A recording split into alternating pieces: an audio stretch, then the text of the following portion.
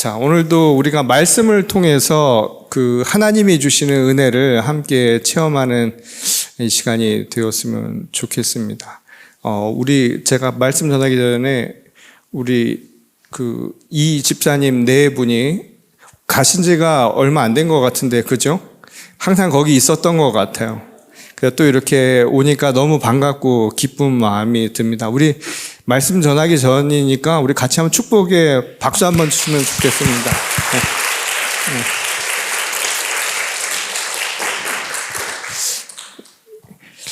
제가 전에 있던 교회에서는 학생들이 많아가지고 또 비지팅 스칼러들도 많아가지고요. 아마 저를 거쳐간 인원을 생각을 해보면 제가 대형교회 목사님이 된 것 같은 생각이 들어요. 거의 한 1000여 명 이상은 훨씬 더 될 것 같아요. 많은 분들을 만났는데 어디서 만나든 하나님의 말씀을 나눈다는 게 큰 은혜인 것 같습니다. 제가 교회를 어떻게 표현했냐면 정거장이라고 표현했어요. 정거장이라고 표현을 했다가 교인들한테 얼마나 혼났는지 몰라요. 정착해야지 왜 자꾸만 정거장이라고 하냐고. 그게 아니라 우리가 살아가는 게 여행길이니까 여행길에 잠깐 만나서 들렀다가 말씀을 나누고 필요한 것들을 채워주는 거 굉장히 중요한 일 아니겠습니까? 우리 신앙생활이 그렇게 함께 나누며 또 동행하는 시간이 될 수 있어서 너무나 감사한 일입니다. 자, 오늘 우리에게 주시는 이 마가복음의 이 말씀을 통해서도 임재에 대한 그 키워드를 가지고 하나님의 뜻을 같이 한번 살펴보도록 하겠습니다. 자, 오늘 우리가 읽은 이 본문 말씀인 이 마가복음은 이 다른 복음서와는 달리 이 시작을 이 탄생 이야기로부터 하질 않죠. 거기를 과감하게 삭제를 하고 생략을 하고 대신에 예수님의 공생애, 곧 예수님이 구속 사역을 하신 것, 구원을 하시기 위해서 세상 가운데 나오셔서 사역을 행하시는 그 이야기로 바로 전개가 되죠. 그래도 구원의 대장정을 시작하는 그 서막은 아주 드라마틱한 이 문학적인 표현으로 묘사가 되어 있습니다. 오늘 본 말씀을 보면 예수님이 세례를 받으시고 난 뒤에 물에서 올라오실 때의 상황을 이렇게 표현합니다. 하늘이 갈라지고 성령이 비둘기처럼 내려오더라. 아주 신비한 현상을 지금 표현하고 있죠. 그렇게 보도를 하고 있는 겁니다. 이 부분은 소위 임재 현상을 만천하에 알린 첫 번째 사건, 광경이라고 말할 수 있는 부분입니다. 먼저 하늘이 갈라졌다라고 하는 이 표현은 문학적인 표현이죠. 하늘과 땅의 경계가 없어진 것, 무너져 버렸다, 사라져 버렸다라고 하는 것을 기술한 것이면서 동시에 하늘의 나라가 이 땅 가운데 임한 현상을 암시해 주는 그런 대목입니다. 하늘의 나라는 우리가 지금 하늘의 나라 어떻게 갈 수 있을까요? 생각을 해보면 죽어서만 갈 수 있는 바로 저 너머의 세상이라고 생각했는데 그 하늘의 나라와 이 땅의 경계, 구별이 없어지는 거예요. 그러니까 직접 하늘의 나라를 이 땅에서도 체험할 수 있게 되었다라는 것이 이 표현, 그리고 이 현상의 아주 단적인 모습이라는 겁니다. 이 복음서는 예수님의 임재가 이것을 가능케 해주었다. 그렇게 우리에게 이야기를 전하는 거예요. 복음의 핵심이 무엇인가 하면 하늘의 나라가 저 너머에 있는 것이 아니라 오늘 이 땅 가운데 이루어지고 있다라고 하는 것이 바로 예수님의 임재를 통해 가능해졌다. 이게 바로 복음서가 전하는 핵심 메시지입니다. 달리 말하면 예수님이 서로 다른 두 세계죠. 하늘의 세계와 이 땅의 세계를 관통하는 일종의 이음길이 되었다라는 말씀이에요.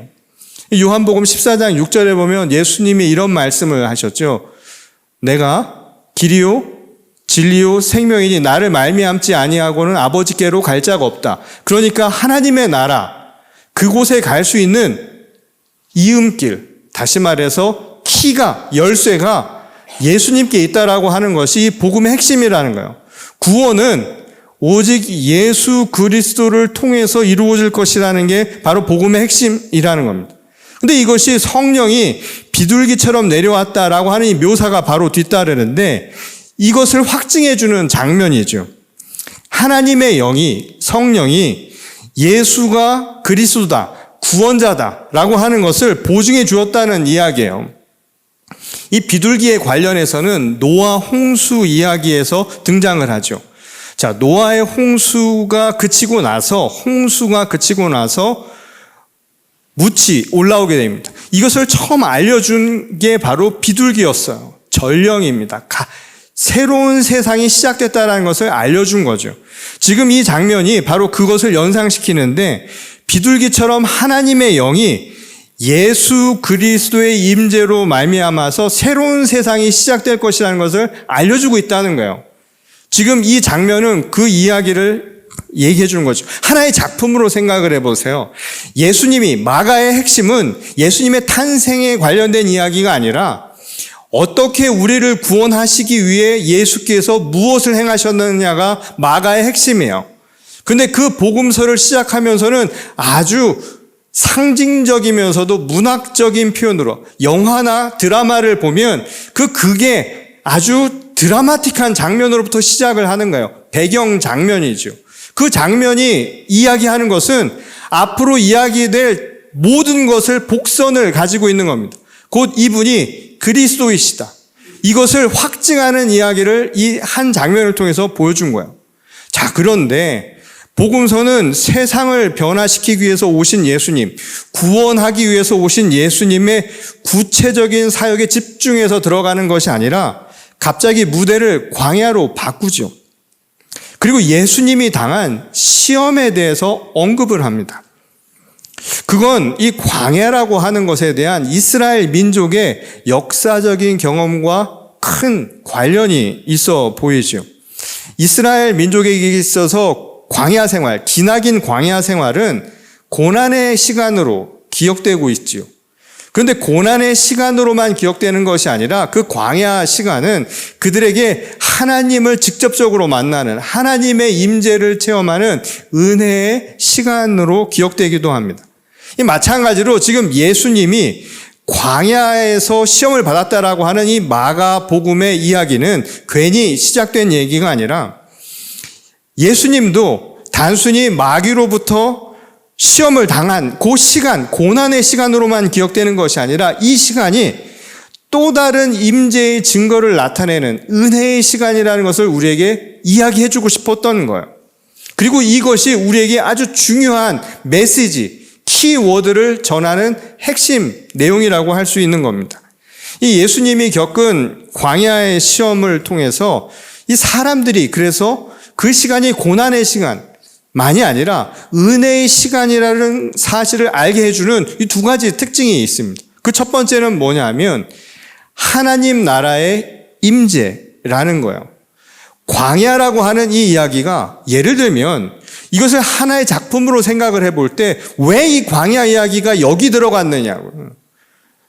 중요한 시작 부분에서 왜 광야의 시험 이야기가 나왔는가를 우리가 생각해 볼 때 이것이 가져다주는 이 첫 번째 특징이 바로 하나님 나라의 임재와 연관이 있다는 겁니다. 오늘 본문 15절에 보면 예수께서 광야의 시험을 거친 이후에 이렇게 말씀하셨어요. 때가 찼고 하나님의 나라가 가까이 왔으니 회개하고 복음을 믿으라. 이렇게 선포를 하셨죠. 자, 이 말에서 중요한 건 뭐냐면 하나님 나라가 가까이 왔다. 올 것이라고 하는 임재의 예고에 관한 겁니다. 그런데 마가복음서에는 자세히 나와 있지 않은데요. 이 말씀을 하시기 이전에 광야의 시험을 기록한 마태나 이 누가의 복음서를 보면 똑같은 이야기를 기록해 놨는데 예수님이 거기서 마귀로부터 당한 세 가지 유혹을 전하고 있죠. 그 유혹이라는 게 뭐였냐면 그것을 종합해서 한마디로 정의를 내리면 하나님을 삶의 주인으로 모시지 않을 때 오는 인간의 본능적인 욕망 또는 불순종, 죄와 관련된 유혹이라고 말할 수 있습니다. 그러니까 하나님을 떠나서 살아가는 것이 일상화된 속세의 삶이라고 하는 그 시간적, 공간적인 상황을 생각을 해보면 누구나 다 겪고 있는 일이라는 것을 알 수 있죠. 누구나 다 겪는 유혹에 대한 이야기라는 거예요. 때문에 복음서는 이 예수님이 겪은 이 시험 그리고 이것을 이겨낸 것을 전함으로써 결국 무엇을 이야기를 해주는가 하면 하나님이 주인 되시는 삶이 무엇인가를 얘기해 준 거예요. 하나님이 주인이 되는 삶이 결국 무엇일까요? 하나님 나라를 규정해 주는 거예요. 그러니까 하나님 나라가 이 땅에 임하는 게 무엇인가 그 임재의 의미를 가르쳐 주고 있다는 것이죠. 그리고 그 임재를 어떻게 준비해야 하는가를 이 광야의 시험 이야기는 해주고 있다는 겁니다. 그러니까 이게 역설적인 거예요. 아이러니한 거죠. 지금 광야의 이야기가 왜 거기서 갑자기 시작이 됐는가 하면 이 광야의 시험을 통해서 하나님 나라가 이 땅에 임하는 게 무엇인가 그 임재에 관한 메시지를 더 부각시켜 주었다라는 거예요. 광야의 시험 이야기가 어둠이 빛을 더 밝히는 효과를 가져다 주었다는 것이죠.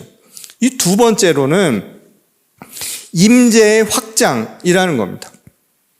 이 광야의 시험은 하나님의 나라, 하늘의 나라가 이 땅에 임할 것이라는 임재의 의미를 우리의 피부에 와닿는, 우리가 직접적으로 느낄 수 있는 이 체험의 수준으로 그 의미를 확장시켜 줄 수 있었다는 거예요. 이게 바로 광야의 시험이 가져다 준 두 번째 열매라는 겁니다. 이 사실 그 전까지 이 사람들이 생각하는 하나님 나라의 임재는 굉장히 추상적인 수준이에요.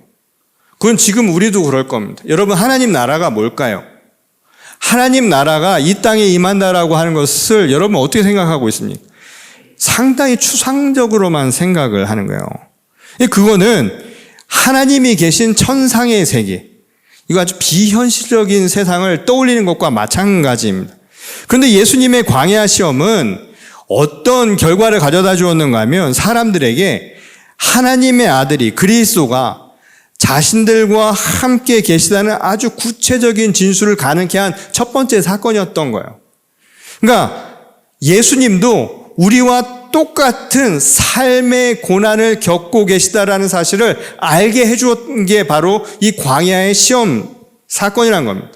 근데 이것이 가져다 준 효과가 뭐였냐면 한편으로는 하늘의 나라를 저 너머의 세상, 그러니까 우리가 저승과 이승을 이야기할 때처럼 하늘의 나라, 하나님 나라 하면 저기 어딘가라고 생각을 하는 것을 이 땅으로 확장시켜 주었다는 거예요. 하나님의 나라가 저기 멀리 있는, 우리와는 상관이 없는 저 어딘가에 있는 그것이 아니라 바로 하나님의 임재가 이곳에서 이루어지고 있다는 것을 가르쳐 주었다는 거예요. 하나님의 나라가 저기 있으면 하나님의 임재도 어떻게 이야기를 했냐면, 생각했는가 하면 사람들은 하나님도 저기 어딘가 계신다고 생각했다고요.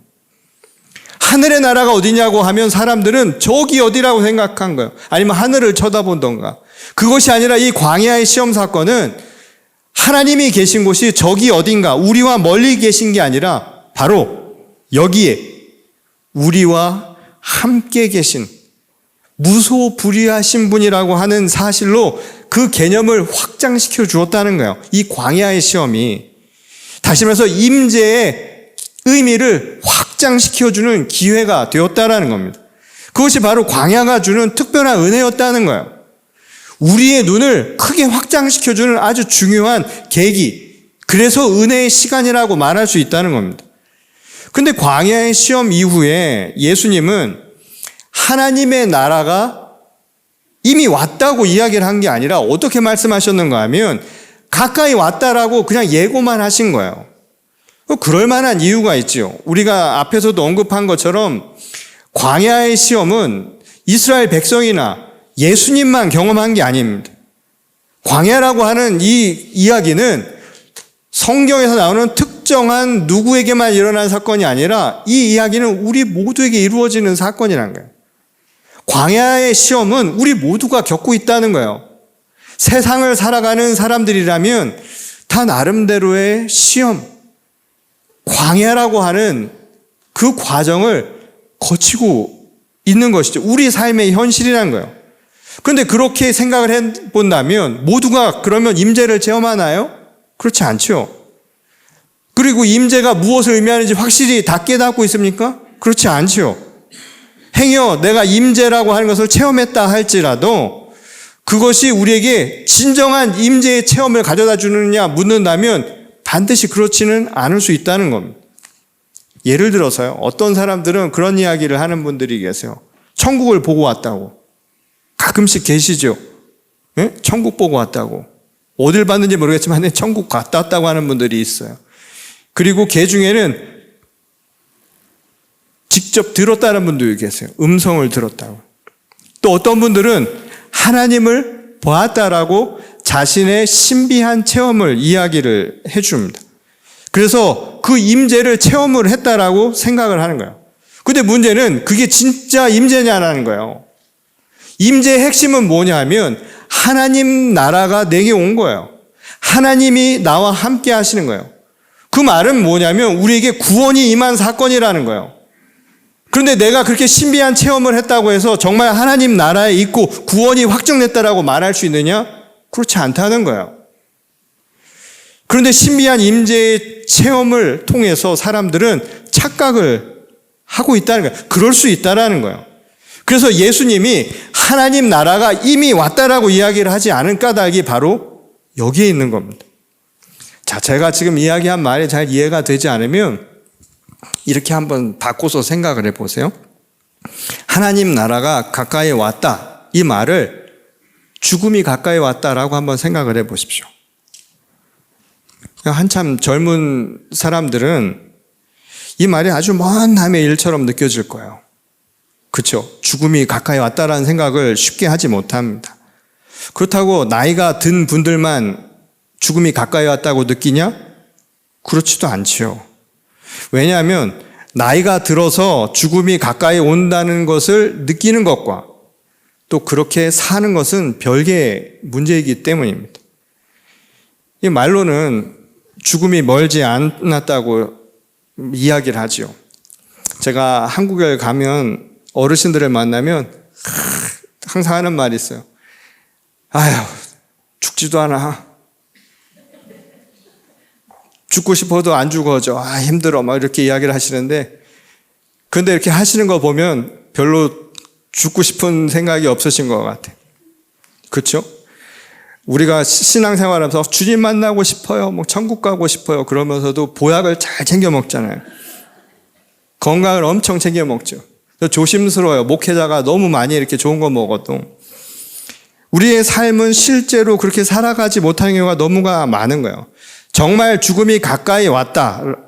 그리고 그것이 내 삶의 일부라고 느끼는 분들은 죽음을 절대 피상적으로 대하지 않습니다. 남아있는 시간, 우리 시간이라고 하는 것이 벌써 달라져요. 시간 개념이 달라져요. 자, 내가 시한부 선고를 받고 죽음의 삶을 살고 있다고 생각하는 분들은 한순간순간이 다를 수밖에 없습니다. 그 말은 뭐냐면 시간의 중요성을 안다는 것은 그 시간 안에 그만큼의 의미와 가치가 부여되는 거예요. 달라지는 거예요. 허투루 보내지 않는다라는 겁니다. 근데 여전히 미련이 남아있어요. 현실에. 그래서 내 욕구를 충족하는 삶들, 다시 말해서 광야에서 예수님이 시험받은 그 시험을 계속 벗어나지 못하는 거예요. 욕망에서 벗어나지 못하고 자기 중심적인 삶을 계속 변화하지 못하고 살아가는 것.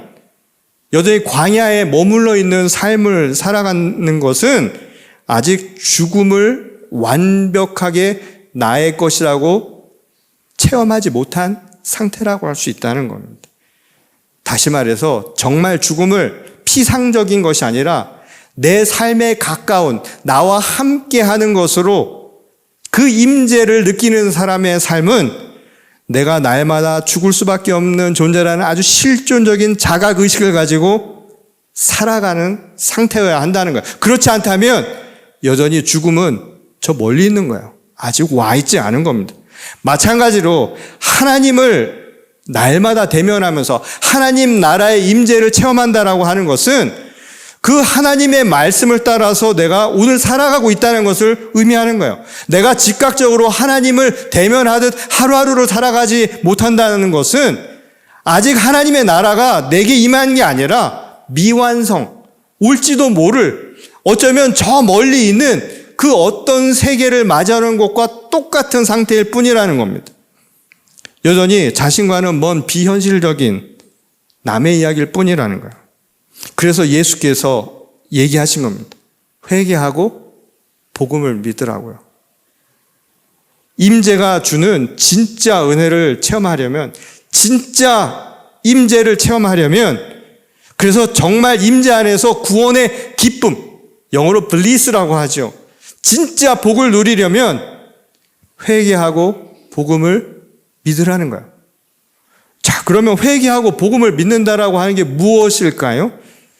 이 마가복음 10장 15절에서는 이것을 아주 단순하게 이렇게 바꾸어 예수께서 가르쳐 주신 바 있습니다. 내가 진실로 너희에게 이르노니, 같이 한번 읽어보겠습니다. 내가 진실로 너희에게 이르노니 누구든지 하나님의 나라를 어린아이와 같이 받들지 않는 자는 결단코 그곳에 들어가지 못하리라 하시고, 자, 하나님 나라를 들어가는 자는 어떤 사람이냐면 하나님의 나라를 어린아이와 같이 받들어야 한다는 거예요. 이 말을 뭐냐면 하나님의 나라에 들어가는 것, 그건 뭐예요? 하나님 나라의 임재예요. 내게 이루어지는 거예요. 그것을 누릴 수 있는 사람은 어떤 사람들이냐면 그 임재를 어린아이처럼 체험할 수 있는 자라야 한다는 겁니다.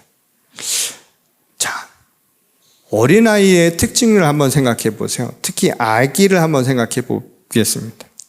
이 아기에게 어머니라고 하는 존재는 어떤 존재냐면 우주 그 자체예요.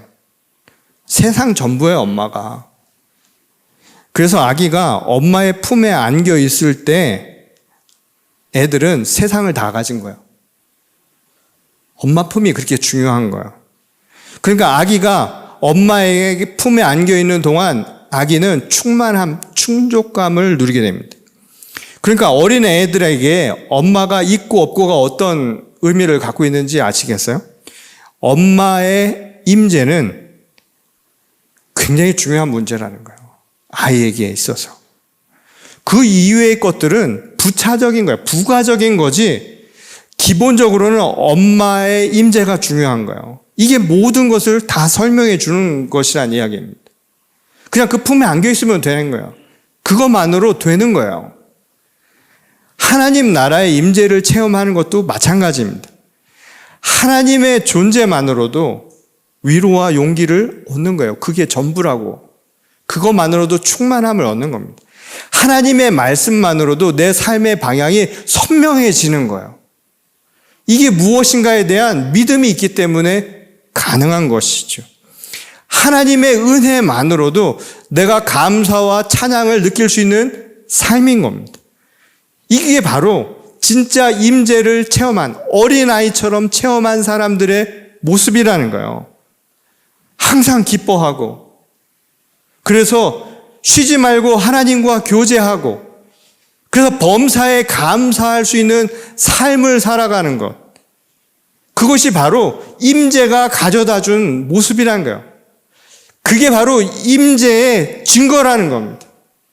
근데 놀라운 건 그 임재의 증거가 곧 우리에겐 선물이라는 거예요. 내가 무엇을 얻어서가 아니라 그 안에 있는 것만으로도 내가 기쁨을 얻고 소망을 얻고 위로와 용기를 얻을 수 있는 것, 그게 우리에겐 선물이라는 거예요. 뭘 주어서가 아니라는 거예요. 내가 무엇을 가져서 무엇을 소유할 수가 있어서 그래서 기쁜 게 아니라 그냥 그 존재, 그 임재 자체만으로도 나는 기쁜 거예요. 엄마가 뭘 줘서가 아니라 엄마가 있음으로 인해서 엄마가 나를 안아주는 것만으로도 나는 행복한 거예요. 그게 임재의 선물입니다. 오늘 내가 어떻게 살아가는가? 그 기쁨으로 살아가는 거예요. 그러니 예수님의 말씀은 복음을 믿고 회개하면서 살라는 것은 다른 것이 아니라 그 임재를 증거하며 사는 거예요. 날마다 기뻐하면서 용기를 얻고 위로를 얻고 소망을 안고 하나님의 나라가 저 멀리 있는 피상적인 세계가 아니라 지금 내 삶에서 이루어지고 있다라는 그 믿음으로 오늘을 살아갈 수 있는 것. 이게 바로 임재의 선물이고요. 그게 정말 임재를 체험하는 사람의 삶이라는 겁니다. 그런 의미에서 이 사순절의 기간 동안 자신의 마음을 한번 돌보면서 생각해 보세요. 우리가 신앙생활하면서 과연 예수님을 따르는 제자가 된다는 게 무엇일까요? 아주 추상적인 이야기로만 생각하잖아요. 내가 40일 동안 예수님의 제자로 산다는 게 무엇을 의미하겠습니까? 성경책을 끼고 있고 예배에 참석하고 그리고 찬송을 부른다고 해서 그게 채워지질 않아요. 그것이 아니라 내가 예수님의 임재를 지금 체험하고 있는, 정말 기쁜가 하고, 내가 정말 잘 살고 있는가, 정말 행복한가, 내가 현실 때문에 여전히 광야의 삶을 살고 있는 것은 아닌가, 광야의 시험을 여전히 당하고 있는 것은 아닌가 물어보라는 겁니다. 제가 지난주에 한 주간 한국에 다녀왔습니다. 저희 장모님이 5년 전에 스트로크기 오셔서요, 뇌출혈이 와서 쓰러지셨는데 혼자 어머니가 계시니까 그걸 발견을 못해서 다행히도 이 교회 한 권사님이 우연히 방문 오셨다가 저희 장모님을 발견하고 이제 병원으로 이송을 했습니다. 이미 시간을 놓쳤죠. 그런데도 이 자식된 도리로 그 순간에 뭐 찰나의 결정을 해야 되니까 수술을 할 건지 말 건지. 근데 결국 자식의 입장에서는 어떻게 하겠어요?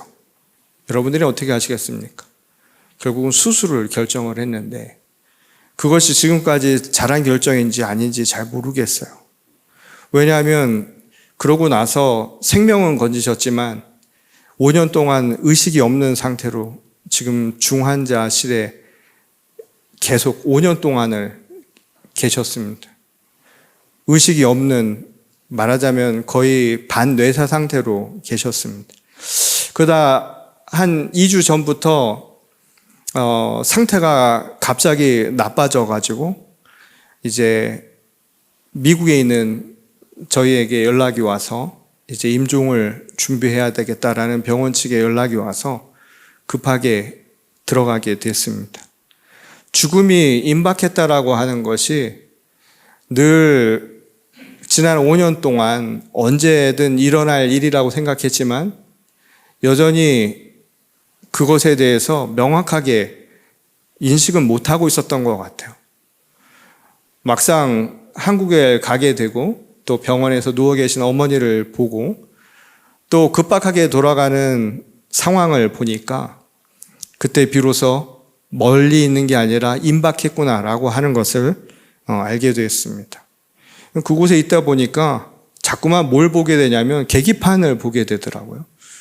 수치가 뚝뚝 떨어지고 급격하게 변화되는 것들을 보면서 죽음이 멀리 있지 않구나 라는 생각을 경험하게 되었습니다. 근데 그걸 보면서 저 자신과 우리들의 삶을 다시 한번 생각해 보는 시간이 되었습니다. 여전히 이 주변 분들은 지난 5년 동안 그렇게 계셨기 때문에 여러 걱정들을 많이 해주셨어요. 또 저희들 역시도 현실적인 생각들을 안 할 수가 없었습니다. 여러 가지 생각들을 했죠. 근데 그런 와중에 무슨 생각이 들었는가 하면 여전히 죽음이 가까이 와서 하나님의 나라가 임박했다라고 하는 것에 대한 생각보다 현실적인 문제에 걱정하고 염려하고 하는 모습들이 남아있는 것을 보게 되었습니다. 저는 여전히 또 돌아와서 교회에서 사역을 해야 되고 또 집에서 해야 할 일들도 있고 이 다양한 생각들이 함께 공존하면서 그 시간을 보냈습니다. 저는 그 순간에 과연 하나님 나라의 임재를 내가 정말 경험한다는 게 뭘까? 라는 생각을 하게 됐습니다. 여전히 우리는 저 멀리 있는 것처럼 살아가는 거예요. 그러면서 과연 내가 그 순간에 있을 때 내 삶을 어떻게 기억할 것이고 나는 그것을 어떤 식으로 받아들일 것인가?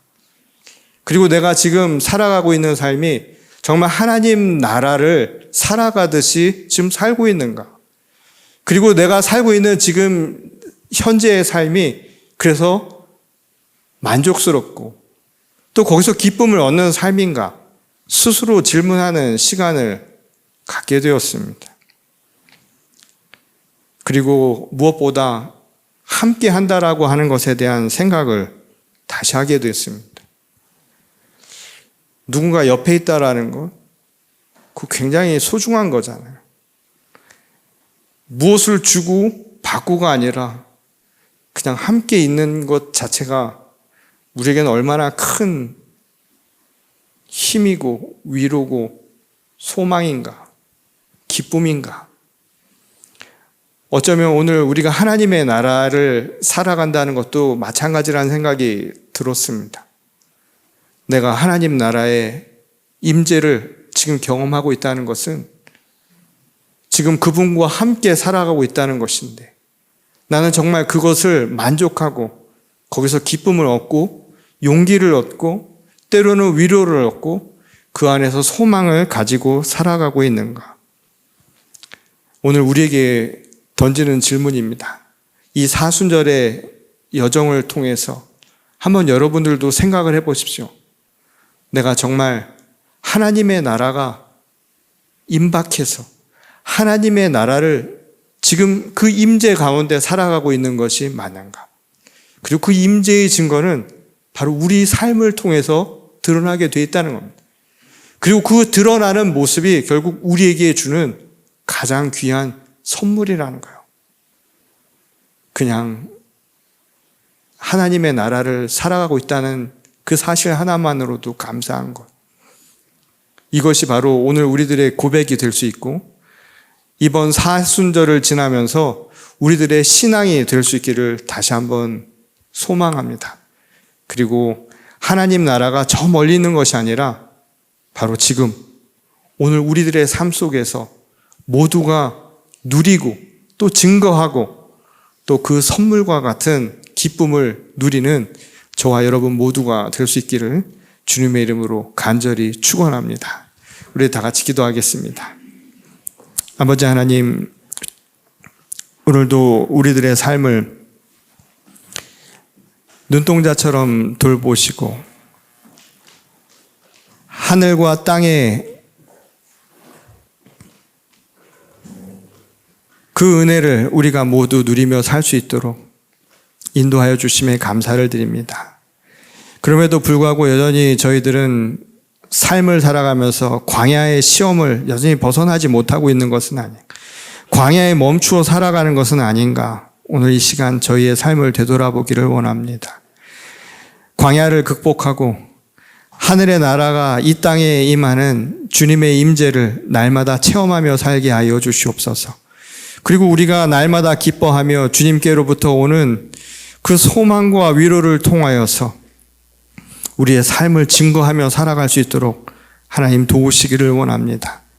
주님의 임재를 온전히 체험하며 하나님의 구원이 저 멀리 있는 것이 아니라 이미 우리에게 왔다는 확신을 가지고 살아갈 수 있도록 우리도 우리 삶을 주님의 임재의 증거로 나타나게 하시고 또한 그 안에서 주님께서 주시는 선물을 날마다 누리는 주의 신실한 성도들이 되게 하여 주시옵소서. 오늘 이 시간 하나님께서 우리와 함께 하신 것에 감사드리오며 사랑이신 우리 주 예수 그리스도의 이름으로 감사하며 기도드렸습니다. 아멘.